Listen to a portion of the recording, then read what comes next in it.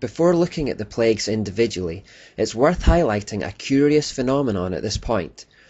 I remember hearing of someone who developed some kind of obsession with a 1970s movie album called Jonathan Livingston Seagull, which was demonically inspired. When the demon that had gained a foothold in the person's life through the music was being expelled and it began manifesting, the person took on the characteristics of a seagull. He began flapping and squawking like a bird.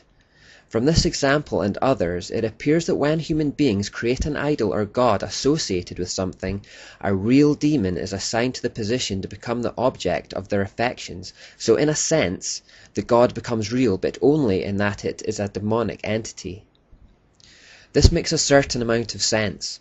When Lucifer was trying to get the angels to follow him in his rebellion, remember the motivation he gave them was that he could give them a higher position in his kingdom than they had in God's. Lucifer told them that he would give them a position whereby they would be worshipped as gods themselves, and would have positions of power and prominence. These fallen angels who accepted his offer will therefore want to be worshipped like gods, and it probably explains from a spiritual perspective why polytheism became rife. Behind each of the thousands, if not millions of gods or goddesses are demons who want to be worshipped, and so take on roles whereby men will venerate them. But remembering the pyramid structure, there are more powerful ones and less powerful ones in Satan's organized kingdom. Keep that in mind now as we look at the 10 plagues God sent upon the Egyptians to force them into letting his chosen people go, because what we'll find is that with each plague, he was in fact taking the opportunity to show his authority over their demonic gods. For example, the first plague that God visited upon the Egyptians was to turn the water of the Nile and indeed all the water in Egypt to blood. This was not some random whim, a magic trick to wow and amaze Pharaoh. It was a calculated sniper shot aimed directly at the Egyptian god of the Nile, Hapi. God was showing Egypt that their gods were powerless against him. But much more than this, the show of superiority was primarily for the benefit of the Jews. Still new in their relationship, God wanted to show them that they could trust him, that he really was the true God, and that he had complete superiority over the Egyptian form of the Babylonian gods that they were surrounded with. There were also several other gods that would also have been shown up by this miracle.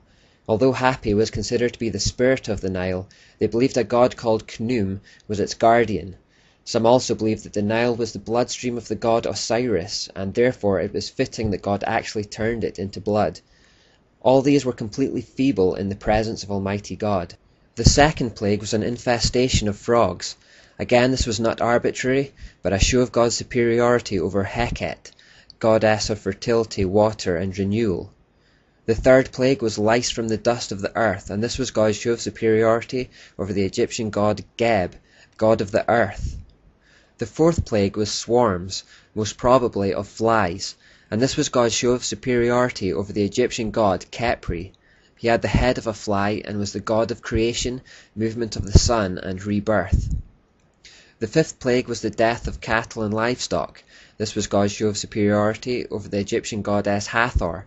Hathor was originally worshipped in the form of a cow, and she was later represented as a woman with the head of a cow and then finally with just a human head. She was the symbolic mother of Pharaoh. The sixth plague was boils and sores, and this was God's show of superiority over Isis. Isis is the goddess of medicine and peace. It would also have been an affront to Imhotep, Serapis, and Thoth, the gods of knowledge, healing, intelligence, and medical learning. Notice how Isis is depicted with a tower on her head, like the crown Semiramis wore. This is because Isis was the direct Egyptian equivalent. The seventh plague was hail, and this was God's show of superiority over the Egyptian goddess of the sky, Nut. It was also an affront to Shu, the wind god, and Horus, the hawk-headed sky god. Isis and Seth supposedly protected the crops, but the burned fields were a testimony to their impotence in the face of Almighty God. The eighth plague was locusts sent from the sky. This was primarily God's show of superiority over the god of crops, Seth. It was also an affront to Nepri, the god of grain, Ermutet, the goddess of childbirth and crops, Isis once more, and Thermuthis, the goddess of fertility and harvest. The ninth plague was 3 days of complete darkness. This was God's show of superiority over the sun god Ra. Once again, the various other Egyptian gods were powerless as well. Notice the serpent around the sun in this picture. You may have noticed that Egyptian pharaohs also wore headpieces with serpents at the front. Finally, the 10th plague sent by God was the death of all the firstborn sons. God says in Exodus 12:12 that this plague was a plague of judgment on all the gods of Egypt, and would show their total inability to protect their subjects from the hands of Almighty God. In the face of unparalleled tragedy, all the gods of Egypt were silent.